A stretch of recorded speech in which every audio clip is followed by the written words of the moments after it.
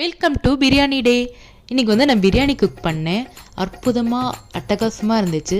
சரி நல்லா வந்திருக்கே, இதை எடுத்துகிட்டு போய் ஃப்ரெண்ட்ஸ் கூட உட்காந்து சாப்பிட்லான்னு சொல்லிட்டு நாங்கள் அப்படியே அந்த சட்டியோடய தூக்கிட்டு போயிட்டோம். தூக்கிட்டு போய் காலிங் பெல் அடிச்சுட்டு வெயிட் பண்ணால் நம்ம சங்கீத் ப்ரோ வந்துட்டு டோர் அழகாக சிரிச்ச முகத்தோடய ஓப்பன் பண்ணார். இவங்க 2 பேரும் என்னமோ தீவிரமாக டிஸ்கஸ் பண்ணிட்டு இருந்தாங்க. என்ன பொழப்பு இது? நம்ம வாழ்க்கை எதை நோக்கி பயணமா போய்கிட்டு இருக்குன்னே தெரியலையே. உங்கள் டிஸ்கஷன் ஒரு வழியாக முடிஞ்சிச்சு. சரி சோறு தான் முக்கியம்னு சொல்லிட்டு நம்ம சாப்பிட வந்துட்டோம். அழகாக சாப்பாடு பரிமாறுறாங்களே, இவங்க பேர் தன்யா. இவங்க தான் வந்துட்டு சங்கீத் ப்ரோட ஒய்ஃபு.